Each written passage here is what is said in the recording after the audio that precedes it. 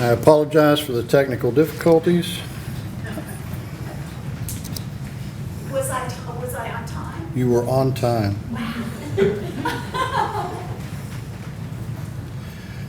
Okay, for the next presentation, I'd like to introduce Yao Wang from Nanjing Normal University, speaking to us about interpreting the human subjectivity in the Good Earth Trilogy. Thank you. Good morning, ladies and gentlemen. First of all, I'd like to thank the organizing committee for inviting me to present my paper. I visited Purbach's birthplace a long time ago in August 2004, when my father was visiting school at UPenn, and I have fond memory of the visit, including the great hospitality of the people in Purbach's hometown. Besides my presentation, I'm very happy to have the opportunity to be back for a tour of her hometown the second time. Okay. Regarding my paper, I changed my title a little bit in the last minute, though the basic ideas are still kept. My present title is Chinese Cultural Elements in the Good Earth Trilogy, and Purbach's intention in writing it. My apologies for any inconvenience.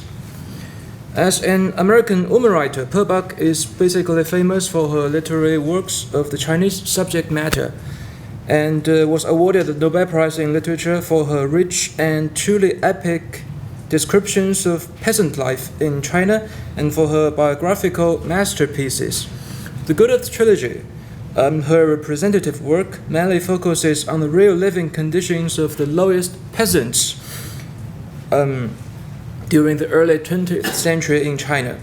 The trilogy achieves a huge success, not only for its representation of real China to the Western readers, but also for the deep meaning of human subjectivity, as well as the rich anthropological materials in it.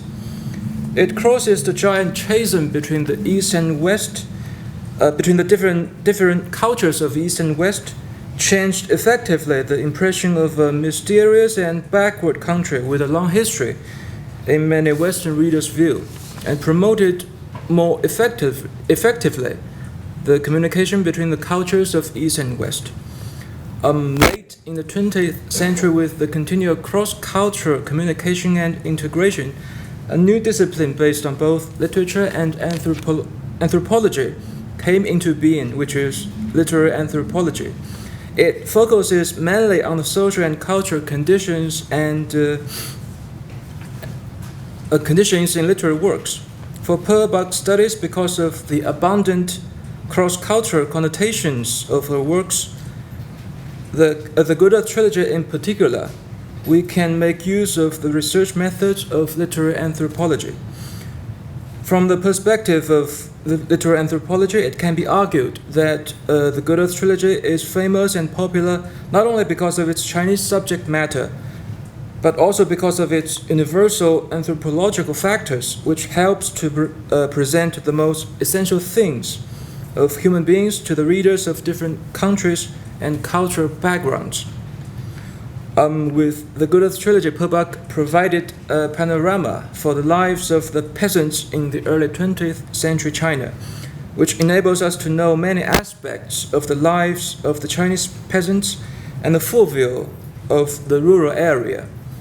The Good Earth Trilogy is a treasure house of the Chinese folk culture.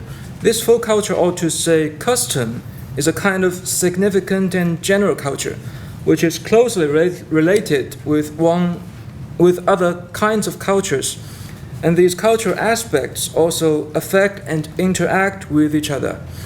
It is also an important factor which is a core concern of anthropology.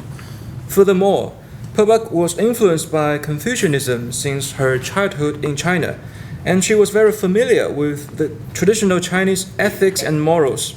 As a result, she also portrayed a complicated Chinese world of ethics and morals in her book, which provides us with a massive amount of vivid anthropological documentation of the ethics and morals of the rural China in the early 20th century.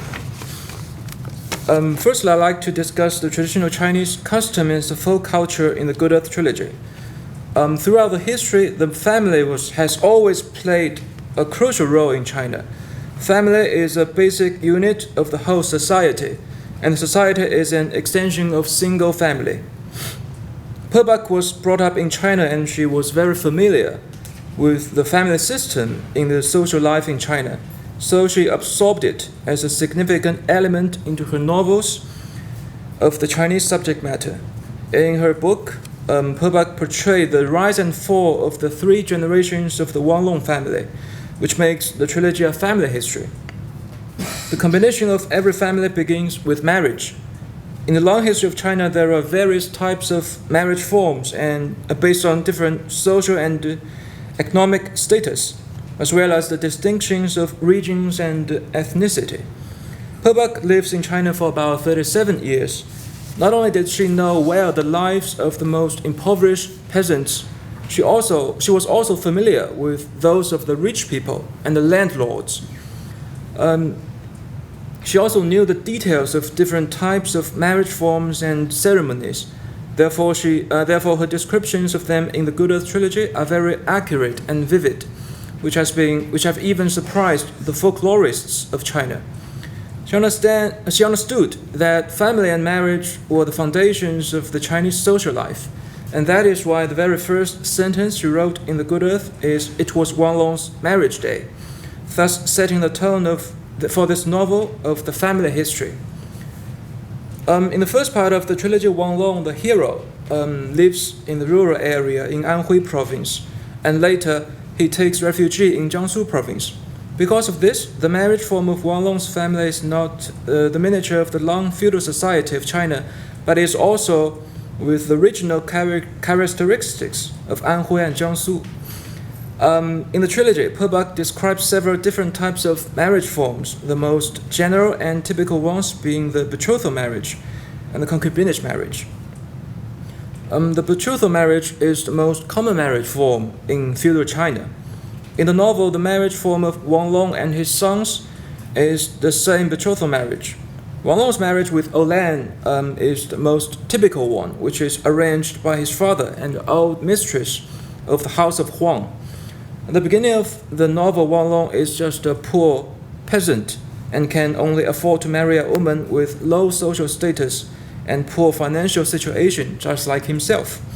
After he becomes a landlord, Wanglong also arranges the marriage for his own son. However, since he is quite wealthy now, Wanglong is unwilling to marry his son to any daughter of the village farmer. Instead, he wants the daughter of a grain dealer in the city to be his daughter-in-law. The other form of marriage presented in the first part of the trilogy is concubinage marriage, a reflection of the polygyny in the Chinese feudal society. The concubine is usually displayed as someone who is the prey of the man's wealth and influence. And in the family relationship, the wife and the concubine play different roles and have different functions. However, the women in these marriages are taught unquestioning obedience to their husband. They have no right to choose their husbands and marriage, and they have few rights after getting married either. Pebak presented these marriage subjects in her book to expose the suppression of women from the Chinese patriarchal society. Another important cultural element in the novel is religion and deity belief. The god of land is the most crucial god in the Good Earth Trilogy, and the character's attitude towards religion in the novel is especially realistic and practical.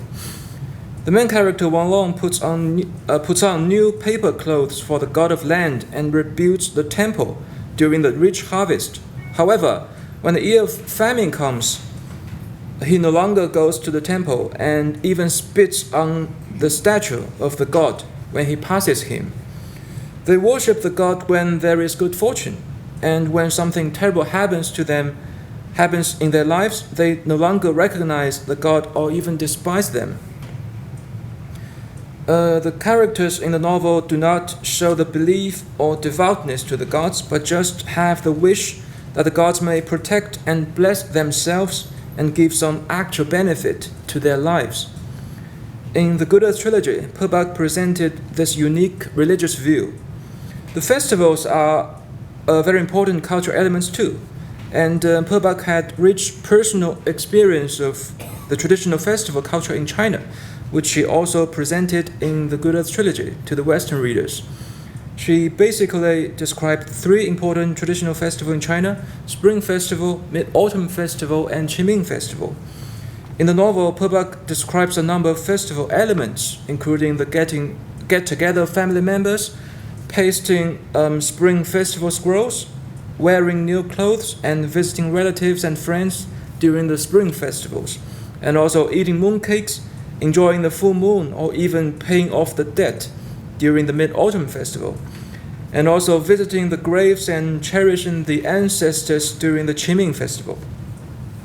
Purbach also described the different ways of celebrating these festivals in Wang Long's family after the improvement of his economic situation, in order to reflect the similarities and differences of celebrating these most important festivals in China, of the Chinese people, of different living standards.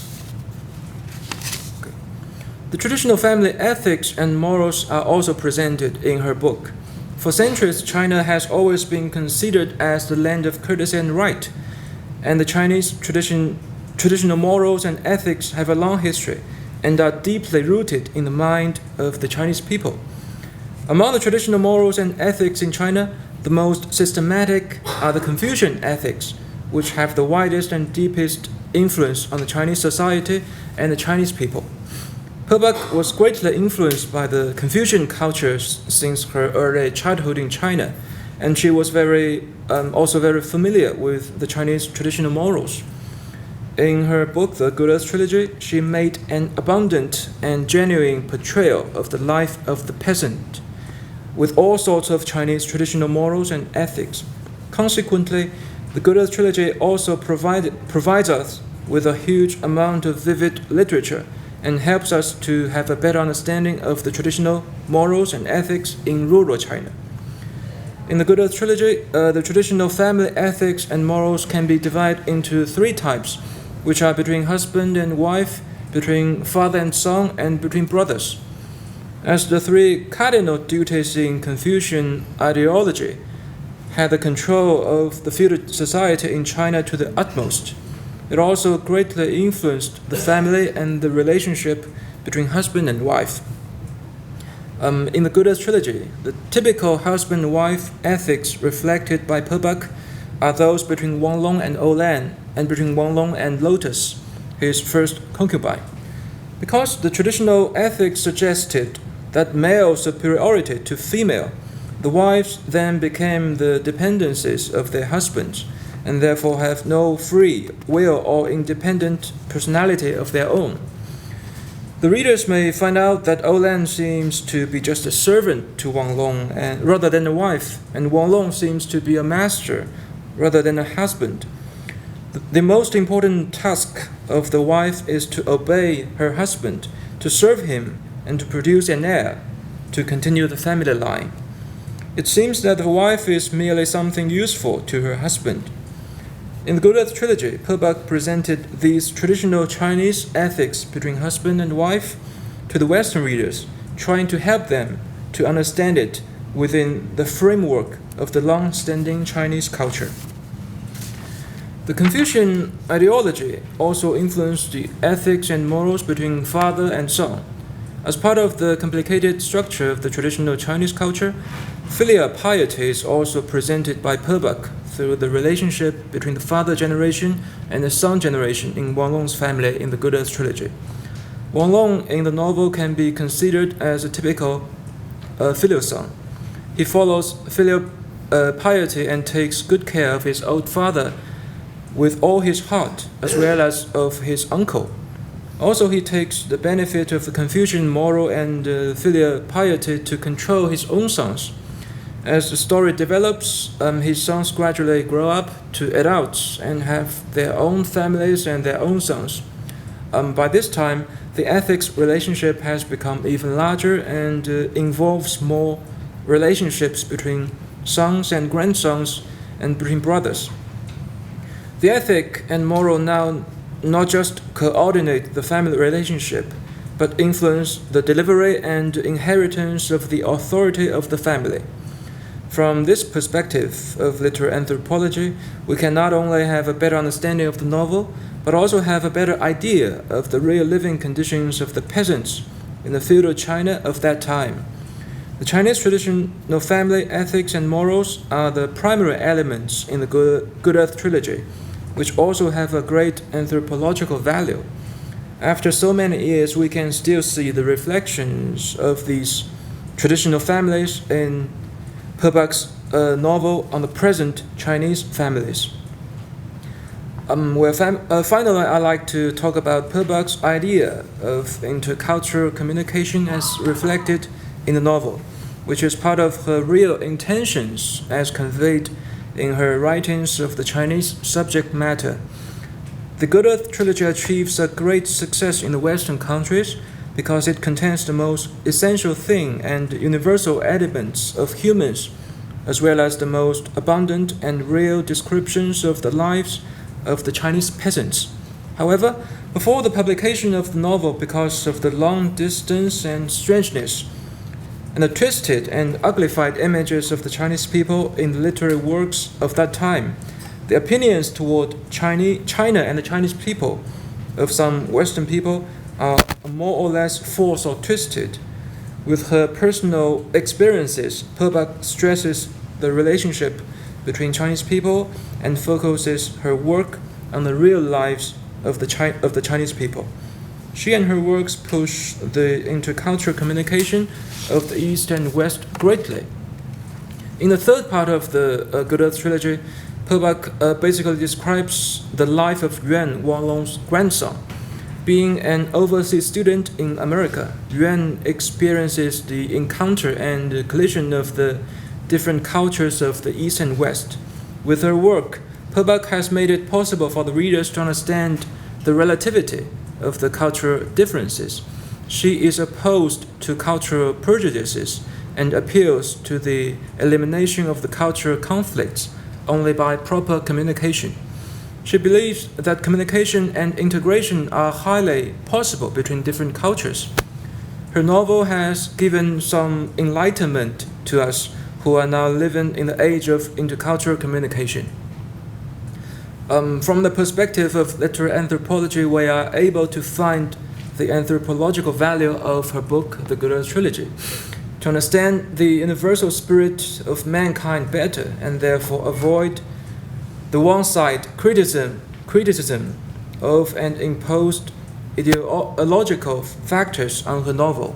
As a result, it will be possible for us to understand the value of the trilogy more objectively, to make a more rational use of the resource of intercultural writings of Purbach in the present context, so as to promote the intercultural communication between the East and West to a higher level.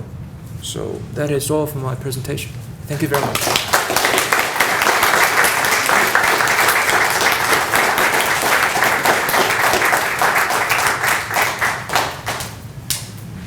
Thank you very much. We have a few minutes available for any comments or questions for any of the presenters.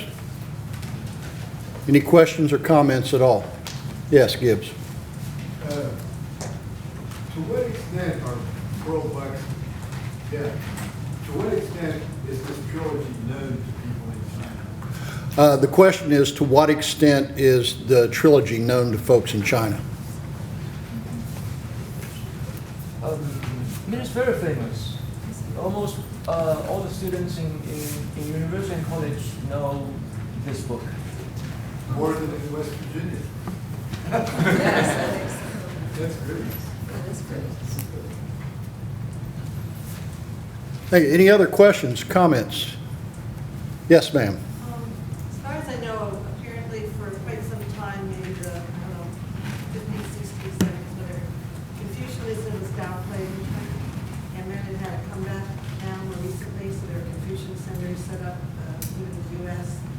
So can you just sort of comment on that? I mean, that, although Confucianism laid a groundwork for a lot of Chinese culture, for a while there it was aside as maybe too feudal or something, old-fashioned, and now it has had a come back in the last decade or so. Okay. Sort of comment on that. I'm going to rephrase for the camera here. The question is about Confucianism perhaps laid some foundation for Chinese culture, but then fell kind of out of favor and has now enjoyed some sort of resurgence, and you asked for some clarification on that?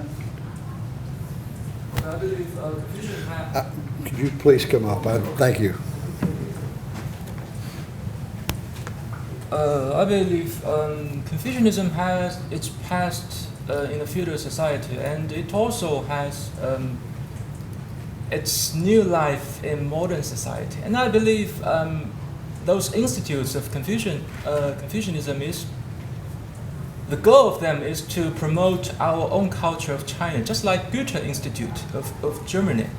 I believe they are basically the same thing. The target of the setting of this institute is to promote our culture rather than Confucianism itself.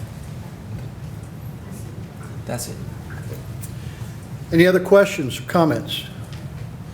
Yeah, Rob. I wonder if Carol knows, you're talking about, do you think there's a movement towards Pearl Buck being considered more of a literary artist, and there's like more like serious literary criticism being done about Buck these days? That's a great question. I guess the answer is I wish there were. Carol, can you? Excuse me. A great question, and I wish there were more literary criticism involved in the attention being paid to her. Certainly at the Pearl Buck International, Pearl S. Buck International in Philadelphia, we have a writing center, and we spend a great deal of time conducting discussions of her novels and her short stories and so on, and attempting to analyze and look at those works from an academic and a scholarly point of view. There's certainly more scholarship with regard to the literature since the 1990s, when there was a great awakening of interest in the works of Pearl Buck. But there was a period from like the 60s into the 90s when there wasn't much being done at all, mainly because many of the scholars felt that she really did not embrace the strategies and the techniques of the modernists, and there wasn't a whole lot there to work with. But what we discover, even in short stories that have been published posthumously, is that very often they're multi-layered pieces of literature. They look extremely simple on the surface, and at an initial reading you might think, kind of flat. But the more you work with the story, the more you see the subtleties that are expressed there. The mythic overtones, the archetypal overtones that I was talking about in The Good Earth, they're very rich in that novel. And I'm not going to pretend they're equally rich in everything else that she has written. But you may be surprised as you look at some of these short stories that we've been discussing, published since 1978, 1979. You may be surprised at the depth of some of those stories in terms of references toward myth and archetype and so on. It's very, very interesting. I think there's a lot there, but I think the decisions were made, judgments were made early on, and it's going to take us time to recover and get back to a kind of honest and really deep look at her works. Thank you. I'm one of the writers that Carol was speaking about, and in what she is doing a 3-year series of where we're looking at Pearl Buck's short stories in collections we didn't know existed. And what we're finding in them is not only are they great as far as storytelling goes, which you would expect of myth, but they're mythological, archetypal, but they're also on social issues. For example, John McCabe here is dealing with the atomic bomb situation, and just this past year, we did, 10-page, 12-page short story of hers that hits right home. It's like a condensed novel about how she handled and how she felt about the atomic bomb. And there isn't a single issue that has social issue that she hasn't covered, not just in her novels, but in her short stories. So I would encourage the Chinese cultural students here and leaders to look to those as an easy teaching method because of the shortness of this. And Janet Minzer is not here today, but Cindy Loudon is, and she's the head of our writing crew. So if we can get some short stories into the hands, they would be easier of the Chinese contingent, they would be easy to translate and easy to present to your Chinese students as examples of social issues. Did you say these unpublished short stories are all about Manhattan Project? Some are. Some of them. How are One they is about different from? abortion. How are they different from her novel Command of the Morning? They're not. She holds the same view. John will be discussing Command of the Morning. This is still another view of another reiteration, another re-saying of the problems that cause. Okay? Thank you. So talk to this lady. She's helpful here. Thank you. Thank you. Any other comments or questions for any of the presenters? Gibbs again. I think this has been a fabulous session. Thank you all very much. Great. Thank all the presenters. Yes, Melanie. Do you think the inclusion of infanticide would have been shocking to American audiences? Sort of, you're presented as sort of a normative thing within the novel and within the society, and then it made its way into the movie, right? Like, Well, but it's, do you think that American audiences would have been shocked by that, and would that have then made them feel negatively towards Okay, Chinese the culture? question, if I can repeat it, is do you think that the act of infanticide would have turned American audiences off to the movie as discussed in The Good Earth? the fact of infanticide is scripted in such a way that the viewer does not have to know that it happened. What you have, and if you saw the movie last night, what you have is on the soundtrack, a baby crying, and then Olan comes out of the door and she's wasted, and what she's saying is you can't sell the land. And then they talk about going south, and Wang Lung says, we can't go, you have the baby, and so on. And then she says, the child is dead. And so we know that it's happened, but the Breen office would have been okay with it because it's off the screen and it has to be inferred. But it's still extremely powerful, is it not? You all know what happened, and in the novel it's described vividly. We see the child and we see the blue marks on the child's head, and we know that the child has been killed. In the movie, they do it in another way. Thank you for the question. Any other comments, questions for any of the panelists? Okay. Thank you all very much for attending. What's up next on the schedule is lunch in the Ruby Grand Hall A downstairs, where we were this morning. We'll have the plenary session B, Building a Bridge, our keynote speaker by Dr. Kang Lau, and some remarks by Kevin Ann Wiley, who is with the Dallas Morning News and is on the Pulitzer Prize Board jury. After lunch, we'll begin the sessions again upstairs here at 2 o'clock in room 115, concurrent session E, Pearl S. Buck's Humanitarian Legacy, and concurrent session F, Pearl S. Buck and Social Change. So thank you all very much for attending, and enjoy your lunch.